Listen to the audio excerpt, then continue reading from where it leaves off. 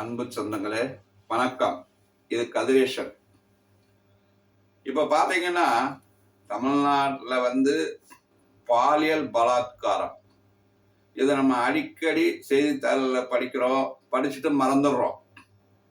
இன்னைக்கு சென்னை அண்ணா பல்கலைக்கழகத்தில் நடந்த விஷயத்த ஒரு மாணவி பாலியல் பலாத்காரம் செய்யப்பட்டதை எத்தனை பேர் ஞாபகம் வச்சிருக்காங்கன்னு தெரியல. இப்போதைக்கு விளாத்திகுளம் பக்கத்தில் நடந்த பாலியல் பலாத்காரத்தை பத்தி நம்ம பேசிட்டு இருக்கோம். எல்லாருமே நம்ம சமூகம் எதை நோக்கி போய்கிட்டு இருக்கு? இந்த மாதிரி பாலியல் பலாத்காரங்களுக்கு என்ன அடிப்படை காரணம், என்ன தீர்வு, சட்டப்படி என்ன தண்டனை கொடுக்கலாம்? நீங்க பாத்தீங்கன்னா இந்த ஒரு 10-20 வருஷத்துக்குள்ள சமூக வலைதளங்களின் செயல்பாடு மிகவும் அதிகமாக இருக்கிறது. அதன் வழியா நல்ல விஷயங்களும் கிடைக்குது, கெட்ட விஷயங்களும் கிடைக்குது. 10 வயசு பையன் செல்போன் இருந்தாத்தான், அதை பயன்படுத்தினாத்தான் அவனுக்கு நிம்மதியான தூக்கம் வருது. புத்தகத்தை படிக்கிறானோ இல்லையோ, செல்போன் பயன்பாடு இன்னைக்கு இன்றியமையாத ஆயிருது. தாய்மார்களும், அதாவது இளம் தாய்மார்கள், இளம் பெண்களுமே பார்த்தீங்க அப்படின்னு சொன்னா, தாங்க குழந்தைகளை சமாளிக்க முடியல அப்படின்னா செல்போனை கையில கொடுத்துட்டு அந்த பிள்ளைய அமைதிப்படுத்திடுறாங்க. ஆண் பிள்ளைய பெண் பிள்ளைய அமைதிப்படுத்திடுறாங்க. அப்ப அந்த குழந்தை தன்னுடைய சிறு வயதுல இருந்தே செல்போன் பயன்பாட்டை கத்துக்க ஆரம்பிச்சிருது. ஸோ ஒரு 10 வயசானா போதும், செல்போன்ல எல்லா அப்ளிகேஷனும் அதுக்கு தெரியுது. ஸோ ஒரு 15 வயசுல செல்போன்ல எல்லாத்தையுமே, 15 விட அதிகம் நினைக்கிறேன், ஒரு 12-13 வயசுல செல்போன்ல இருக்கக்கூடிய எல்லா விஷயத்தையும் பாக்குறாங்க அப்படின்னு சொன்னா, இந்த இடத்துல ஒரு விஷயத்த நான் சொல்ல விரும்புறேன். என்ன அப்படின்னு கேட்டீங்கன்னா, கத்தி அது பழத்தா இருக்கிறதுக்கும் பயன்படுத்தலாம், அதே சமயம் இன்னொருத்தர கொலை செய்யறதுக்கும் பயன்படுத்தலாம். கிட்டத்தட்ட இந்த நவீன தொழில்நுட்பம், சமூக வலைதளங்கள் அது மாதிரிங்க. அதுல ஏகப்பட்ட நல்ல விஷயங்கள் கொட்டி கிடக்கு. நம்ம இளம் சமுதாயம், இளைஞர்கள் அதில் மூழ்கி கிடப்பார்களால், நல்ல விஷயங்களை தேடினார்களானால், நல்ல விஷயங்களை அதை கண்டுபிடித்தார்களானால் மிகவும் முன்னேறிய ஒரு இளைஞர் சமுதாயமா வருவதற்கு நிறைய வாய்ப்புகள் இருக்கின்றன. ஆனால் துரதிர்ஷ்டவசமான ஒரு உண்மை என்னவென்று சொன்னால், அந்த சமூக வலைதளங்கள் ஈஸியாக ஒரு செல்போன் மூலமாக இளைய தலைமுறைக்கு கிடைக்க வாய்ப்பு இருக்கும் சூழலில் அது மிகவும் துரதிர்ஷ்டவசமாக தவறான ஒரு விஷயங்களுக்கு பயன்படுத்தப்படுகிறது. ரீல்ஸ்ங்கிற பேர்ல போடுறாங்க. அதே மாதிரி சில திரைப்படங்கள், அதையும் தாண்டி பார்த்தீங்கன்னா சில போன் வெப்சைட் என்று சொல்லக்கூடிய ஆபாச இணையதளங்கள், இதெல்லாம் இளைய தலைமுறைகள் ஈஸியா அக்சஸ் பண்ற அளவுக்கு எந்தவித கட்டுப்பாடும் இல்லாம அதை பயன்படுத்த நம்ம அனுமதிச்சிருக்கிறோம். அது ஒரு காரணம்.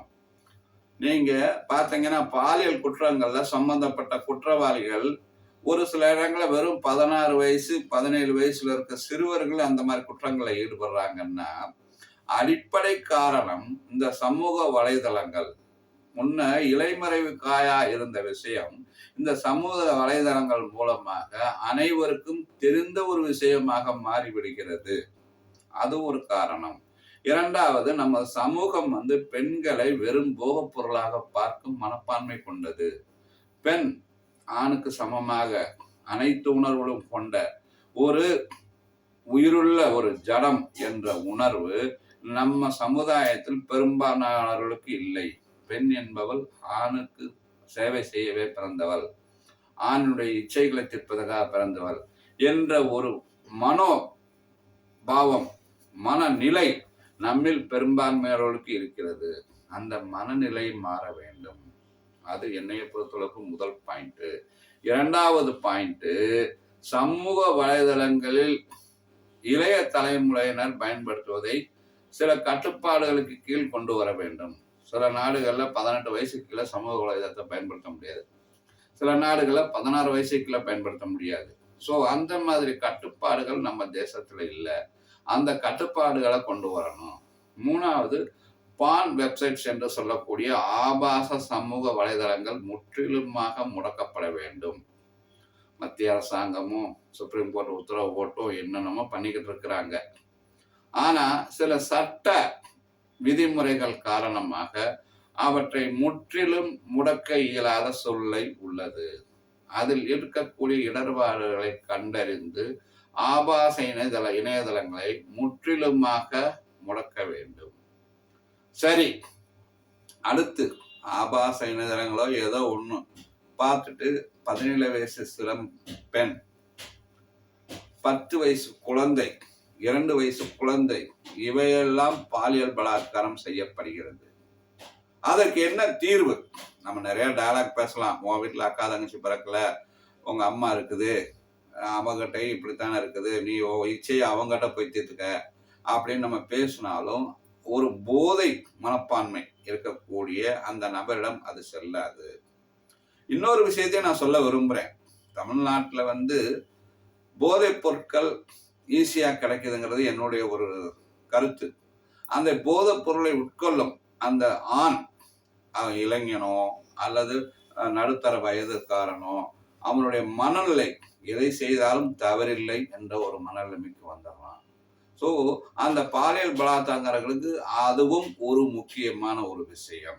ஸோ போதைப் பொருள் தமிழகத்துல ஈஸியா கிடைக்காத அளவுக்கு ஒரு சூழ்நிலை உருவாக்குவோம். அதுவும் ஒரு ஆரோக்கியமான சமூகத்திற்கு வழிவகுக்கும்.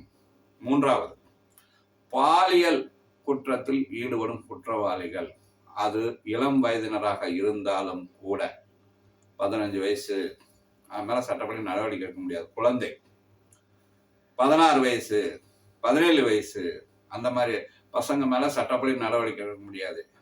ஏன்னா 18 வயசு ஆனாதான் குற்றவாளியா கருதப்படுறான்.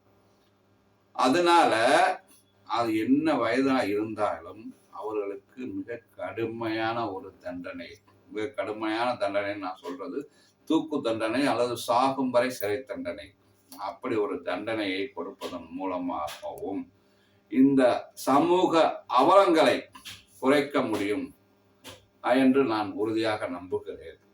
முதல் விஷயம், சமூக வலைதளங்களின் பயன்பாட்டை கட்டுப்படுத்துவது.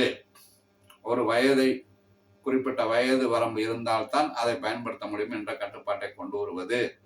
இரண்டாவதாக, ஆபாச வலைதளங்களின் மீது இரும்பு கரம் கொண்டு அவற்றை ஒடுக்குவது.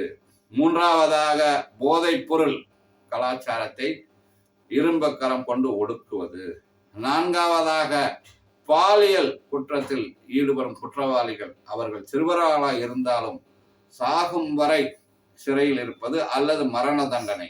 இப்படி 4 முனையில் சிந்தித்து எந்த ஒரு அரசாங்கமும் செயல்படுமானால் நிச்சயமாக பாலியல் குற்றங்களை தடுத்து விட முடியும் என்று நான் நம்புகிறேன். சொந்தங்களே, அன்பு சொந்தங்களே, இந்த கருத்துக்களை உங்களுக்கு பகிர்ந்ததற்கு என் மனதில் நிறைவோடு உங்களிடமிருந்து விடைபெறுகிறேன். நன்றி, வணக்கம்.